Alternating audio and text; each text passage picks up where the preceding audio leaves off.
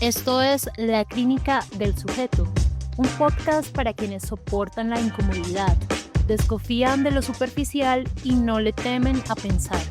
Si eres una de esas personas, escucha, comenta y comparte. Conducen Echo Ará y Echo Laye.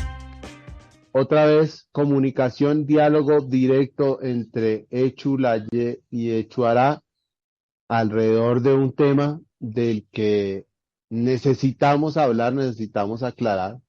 ¿De dónde viene, para dónde va y por qué es tan ruidoso? ¿Por qué se presenta tanto hoy en día, casi como una carta de presentación, casi como una forma de obturar un momento, casi como una forma de evadir otras discusiones?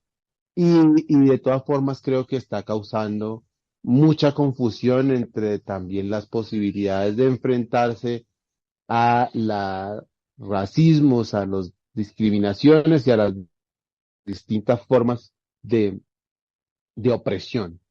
Ese concepto es el tal llamado apropiación cultural, del cual venimos viendo desde hace un tiempo, eh, presenciando pues una serie de explicaciones, casi siempre cortas y muchas para rápidamente criticar a quien supuestamente se está apropiando culturalmente en redes, perfiles y sobre todo en cierto activismo digital, más o menos superficial de los fenómenos raciales y de subordinación. Así que, pues con alguna molestia, alguna inquina, hemos estado recibiendo y comentando y recibiendo comentarios de, sí, de algunos perfiles alrededor de esto. Entonces, Echu, empecemos a deshilar esta madeja, este enredo, esto de la apropiación cultural, esto de dónde viene, para dónde va y qué hacemos con eso. Sí, realmente no sé, yo creo que lo que tenemos que hacer con eso es desterrarlo definitivamente, aunque va a ser difícil viendo cómo se ha construido un relato en torno a determinados términos y conceptos que se han vuelto eh, casi que un lugar común y que delimitan bastante estrechamente la reflexión que se puede hacer de escenarios mucho más perversos como es la explotación, el expolio, el asesinato, etcétera, etcétera, los genocidios mismos como estamos viendo ahora, y que están enmarcados en ideas del individuo, en ideas de la propiedad, que están enmarcados en un concepto mismo de cómo, en un concepto no, en una razón, en la razón neoliberal, eh, este estado del capitalismo, que está muy vinculado a la cuestión de la propiedad privada, ¿no? Entonces aparece esta idea de la apropiación cultural, que tampoco es nueva, digamos, tiene un recorrido en la antropología, se habla de apropiación cultural desde hace bastante tiempo, eh, pero en los últimos años el movimiento antirracista más mainstream y más de cara a la galería, más de las redes sociales, se empeña en reforzar el concepto sin hacer un mayor análisis o reflexión de lo que implica ello, sobre todo teniendo en cuenta que hay eh, una profunda literatura de gente, además, como dirían ellos, racializados, que han hecho crítica a ese concepto y parece que no lo leyeran, ¿no? Está eh, Kwame Antonio Appiah, está eh, Tapia. sí, está también Merced Kiber, está un montón de gente que ha hablado de la apropiación cultural o bueno, ha hecho bastantes críticas sobre lo que implica esta forma de ver la cultura. Entonces, como usted decía, últimamente ha habido una serie de, por ejemplo, de publicaciones de estas redes sociales, hay un afrocolectivo, creo que se llaman, que recientemente sacaron un post donde decían como 5 ejemplos de lo que es o no es apropiación. Ujú. Cada ejemplo de esos da para discutirlo profundamente, pero de lo que hay que partir es que efectivamente nada de eso es apropiación, o yo no sé qué quieren hablar con apropiación. Si el ejemplo es que una persona eh, monta un restaurante, una persona aquí en España, un payo, monta un restaurante de comida árabe, si es apropiación cultural o no.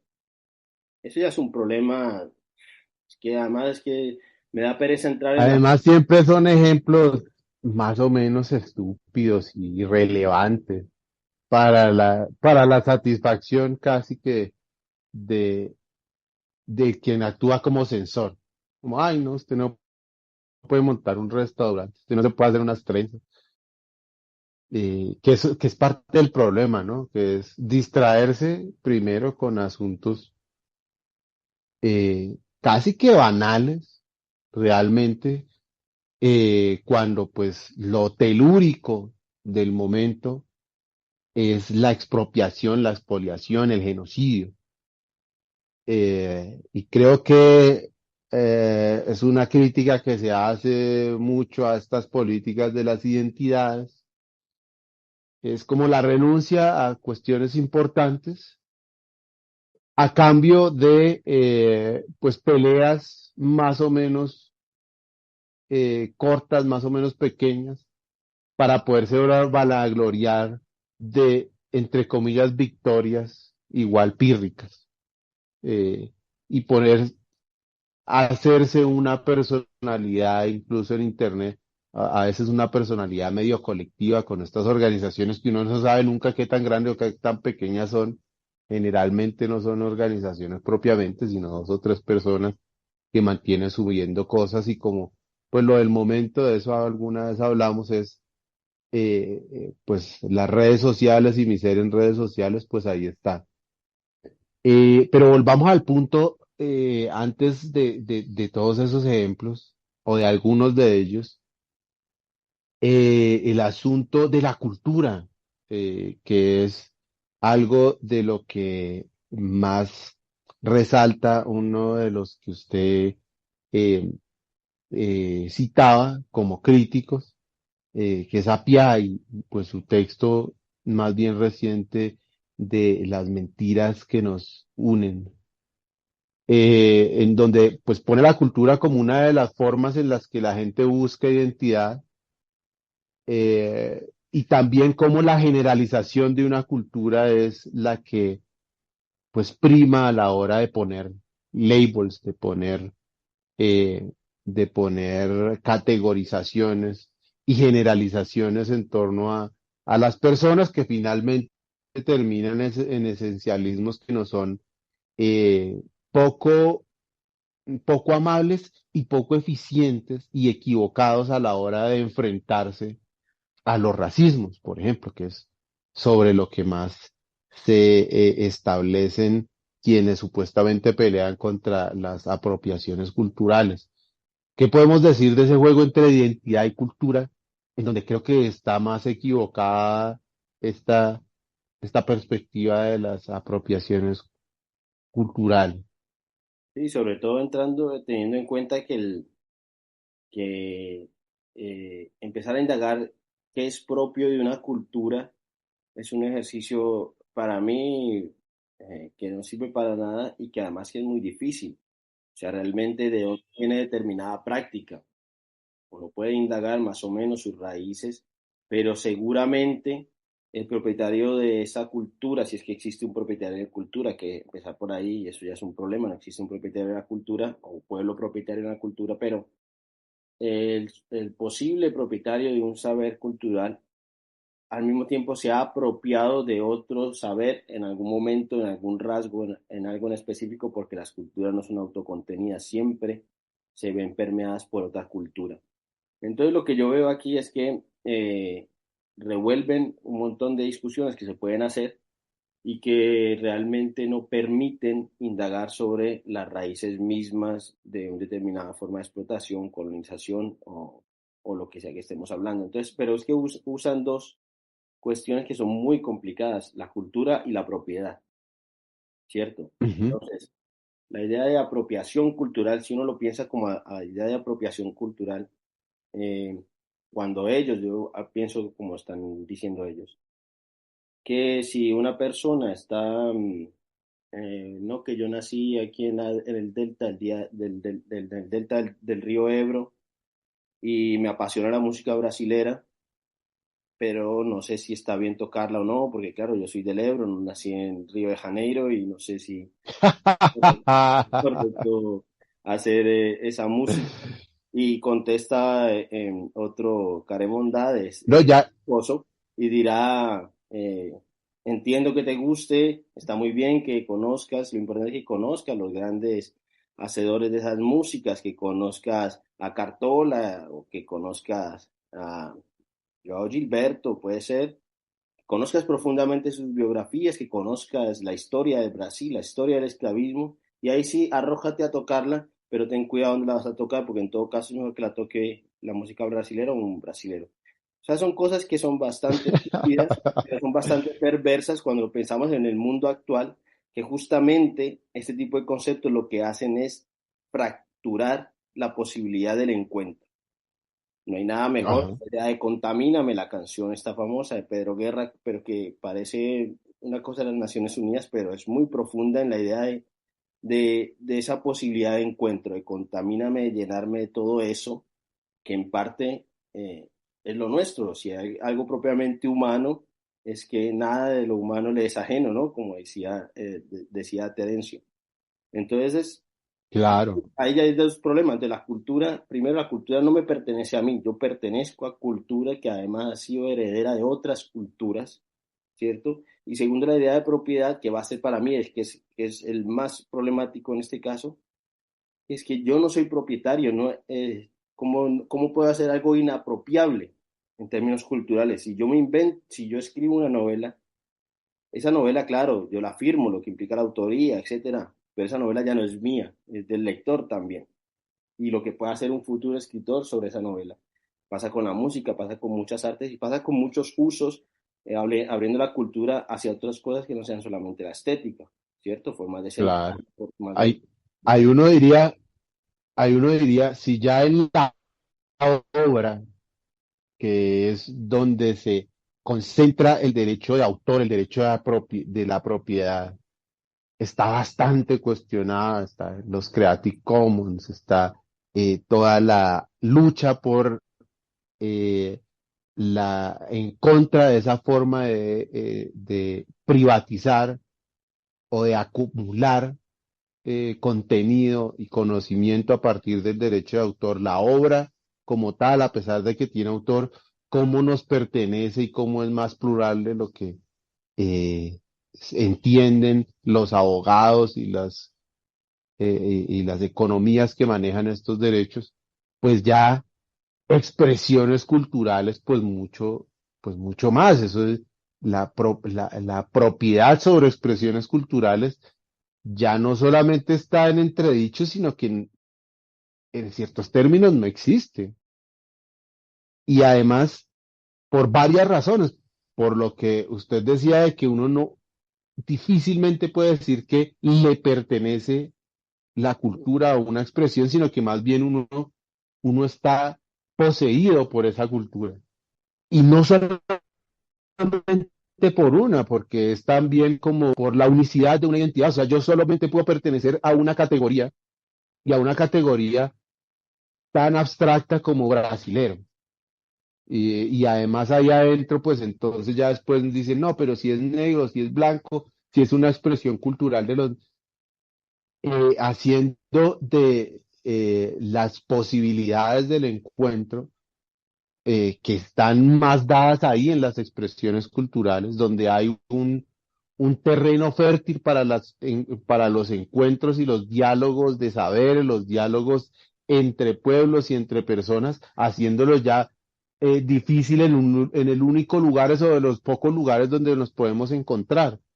Entonces, bastante flaco favor creen que le están haciendo a nuestras posibilidades de enfrentar los racismos, de enfrentar las opresiones con este tipo de categorías que además nunca definen bien, definen tan vagamente como son vagos también los ejemplos. Y además con una condena adicional, ya no solamente la unicidad, usted pertenece a una cultura como si uno no pudiera pertenecer, incluso hacerse perteneciente después a otra. Yo, en la medida en que me interese por la cultura de algún lugar o de algún grupo de personas, puedo empezar a pertenecer a ese lugar. Si me dedico a la música de un lugar, finalmente termino perteneciendo a esa comunidad que ejerce esa música. No es un derecho de origen.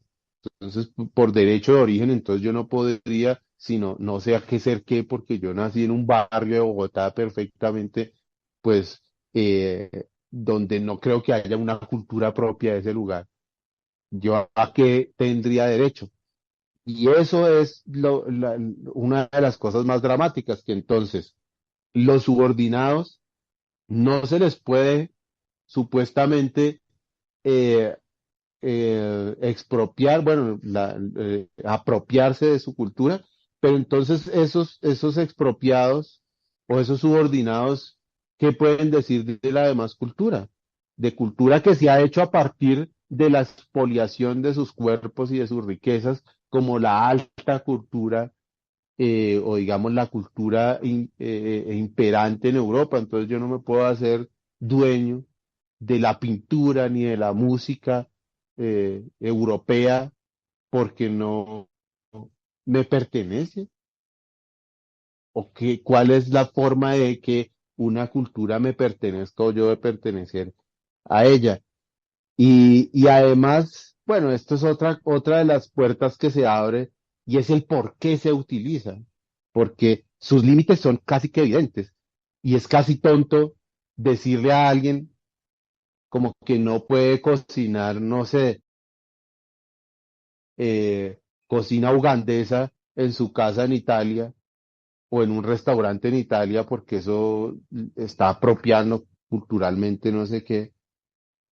mm, Esos problemas de lleno, que son como tan de bulto, que uno a veces se siente como discutiendo sobre algo que debería ser evidente. ¿Por qué se hace? ¿Cuál es la razón? Yo a veces creo no entenderla, porque no parece tener un efecto sobre la dominación y sobre los sistemas que nos dominan, y sí más bien unos efectos contrarios, como más o menos lo hemos intentado expresar. ¿Por qué esta forma de conceptualizar y de utilizar estas categorías? Claro, porque además parten de un esencialismo que justamente puede ser la base de, de muchas de las formas en que se constituye el racismo, ¿no? Eh, el ejemplo, por ejemplo, que usted ponía de un italiano blanco eh, de Milán, para no hablar de Nápoles, porque entonces ya podemos decir, no, los del sur de Italia son otra cosa. Digamos los más blancos de Italia. Hace una comida holandesa. Sí, Hasta un contemos a restaurante. los italianos como blancos Claro, sí. para efectos del ejemplo. Empecemos ahí, sí. Y no digamos que cocinando en su casa, sino que monta un restaurante de comida ugandesa porque le apasiona, porque le gusta, porque quiere montar un bendito negocio que le dé de comer, ¿cierto? Cuando uno dice cuando dicen que eso es apropiación cultural, es porque él es blanco. Parten de ahí, ¿no? Digamos la idea, porque si un ugandés monta una pizzería, no es apropiación cultural porque no hay una relación de dominación, dicen ellos, no hay una historia colonial detrás de lo que significó Italia y lo que significa Uganda. Pero es que el individuo que está montando su restaurante no es la colonización como tal. A lo que voy es, por ejemplo, incluso lo podemos complicar aún más. Sabemos muy bien de lo que se ha hecho con muchos chamanes, con el yagé, muchos taitas, que efectivamente venden eso como forma de vida, ¿cierto? Entonces, lo que pasa ahí es, hay un problema es en el comercio y no en la cultura. Entonces, cuando uno empieza la reapropiación cultural, tal vez lo que uno se está suscribiendo es una forma en que entiende las dinámicas del comercio, del comercio capitalista, ¿cierto? Entonces, las críticas deberían ir por otro lado. Por ejemplo, si este tipo está haciendo una comida ugandesa, tiene trabajando en una ugandesa que no le paga bien, que le roba las recetas solamente para él beneficiarse y a ella no le paga bien, el problema no es la cultura, el problema no es del alimento, no es el saber de El la problema es de cocina como tal, sino la un explotación. sistema económico Es que un sistema. permite ese tipo de relaciones. Exactamente, exactamente. Y ese tipo, ese sistema económico, cuando uno lo adorna con otras palabras, está haciendo un daño terrible. Por eso es que hay que enmarcar muy bien que eso viene muy bien de la escuela gringa, que siempre evitó eh, hablar, que siempre evitó hablar de cuestiones como la explotación, como el expolio. Sabemos muy bien que en la academia gringa no se veía cosas de marxismo, etcétera. Y ellos son los que han inundado con estos conceptos todo esto. No, no, no. Es un lenguaje edulcorado, es un lenguaje edulcorado donde se podía parecer que se estaba haciendo alguna crítica en la academia estadounidense que están comprando esa agenda y esas imposibilidades iniciales de crítica radical, movimientos, además que se creen radicales, incluso más radicales que uno. Uno hace esta crítica que es bastante más radical porque va a los problemas esenciales del sistema y casi que lo tildan como de vendido del sistema, como que es que, ay, que es que usted va a defender a los No, blancos, a bueno, mí, me- esta a mí, forma de... me- a O mí me cuando uno dice que uno es blanco. A mí me acusaron de whitesplaining, porque, a ver, porque hice una crítica. Uy, esa es otra. Entonces, Esa es otra, hablamos del whitesplaining, whitesplaining, no. pero eso ya ahí marca una cosa que es No, que, no vamos a hablar de eso hoy. Además, ¿cómo es no posible vamos que a yo haga hablar de una crítica a un whitesplaining. concepto que supuestamente atañe a la gente negra y me dicen que yo soy, que mi whitesplaining pedorro de no sé qué, como me dijeron. Claro, porque Entonces, además solo es un esencialismo, un esencialismo eh, muy trágico porque están condenando a la gente a reproducir lo que el sistema racial de hace mucho, que ya ni siquiera los racistas se atreven a ponerlo así, lo, lo hacía. Entonces es como usted, como es negro, entonces sí puede ser así. Pero si usted se seduce por ejemplo, por la cultura hegemónica de Europa, usted está siendo colonizado. Entonces, casi que el único subalterno aceptado es el que está allá con el taparrabo y no puede salir de ahí, ni nadie puede compartir con usted porque si no está haciendo apropiación cultural. Esto es de un atarazo en la lucha real por la liberación y de un peligro que creo que no son conscientes, precisamente porque además hay algo como de arrogancia, ¿no? Como que si usted no está con esto de la apropiación cultural, entonces está con, bueno, yo no sé con quién, con los apropiadores, con los que montan restaurantes. Y en fin, una de las cosas que me preocupa es esa, la forma de limitar la forma de ser subalterno, de ratificar que usted tiene que estar en ese lugar y solo en él, ser un negro de tal parte o un indio de tal parte, y nadie puede acercársele porque lo apropia y usted no se puede seducir por una cultura que usted califica como blanca porque entonces está dejando colonizar. Es de un atraso pues impresionante este tipo claro, de formas de asumir estos problemas. claro, porque además nos niega algo que de plano ha sido uno de los luchas más importantes del pensamiento radical negro y es la idea de lo universal. Lo universal no abstracto de la ilustración, sino lo universal de que nosotros somos partícipes del mundo.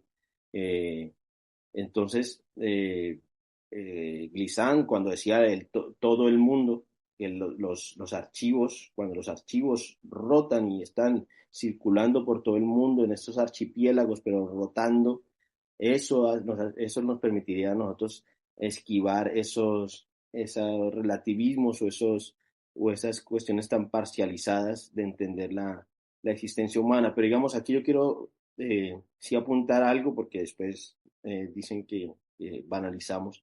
Efectivamente, hay casos donde ellos, a lo que ellos llaman apropiación cultural, que por ejemplo puede ser una falta de respeto profunda o una ridiculización, una caricaturización, y tendrían que llamarle por su nombre, si es una caricaturización, si es una burla, si es un insulto, pues pongámosle así, porque eso hace parte de dinámicas, por ejemplo, coloniales. Entonces, se burlan de cómo tal persona baila, cómo esos pueblos bailan, esa burla lo que hace es deshumanizar a esos pueblos, asalvajarlos y por eso hacerlos sujetos explotables, incluso asesinables, ¿cierto? Pero entonces ahí el problema cultural pasa porque hay una desvalorización de esa cultura, ¿cierto? Hay un insulto, una forma sistemática de desvalorizarlo, decir que no tiene mayor contenido, pero eso no es una apropiación, porque incluso apropiación No, no, no, significaría, no, significaría que la toman casi que bastante en serio para hacer algo o incluso para divertirse o para lo que sea, ¿no? Ahí lo que hay es una política muy determinada para deshumanizar,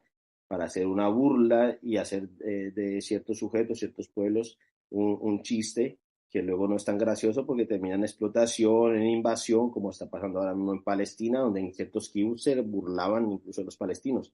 Entonces, el llamado aquí que nosotros intentamos hacer es a llamar las cosas por su nombre. Si hay un problema de explotación, es explotación. Si Monsanto está apropiándose, ahí sí, digamos, apropiándose de determinadas semillas y no las puede usar nada más, sino ellos, eso es un expolio y eso es un crimen contra la humanidad. claro, Eso no es una eso es otra cosa. apropiación cultural, eso no es una maravilla. Por mí que es apropiación culturalmente, Sí, eso es un expolio. Eso es un robo sistemático donde además lo que hacen es circunscribir ciertas cosas para que las demás gente no la usen. Y yo lo que quiero es que la cultura la use quien se le dé la gana, sobre todo pensando que justamente este mundo tan roto, lo que necesitamos es encontrarnos en el otro, que es supremamente la filosofía africana que no se pregunta por el ser, quién soy yo, sino por la relación, quién es él respecto a mí. Es la relación la que permite dar sentido a la vida, no es el sujeto que está autocontenido y ese soy yo. No, soy yo respecto a, soy porque somos, dirían algunos, que también se ha banalizado últimamente, pero es justamente en la relación con el otro, no es en el autocontenido. Es la vida relacional la que da sentido a exacto. la vida misma.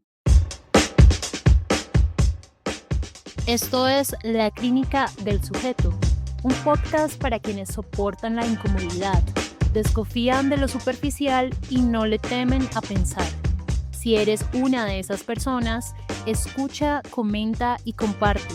Conducen Echuará y Echulaye.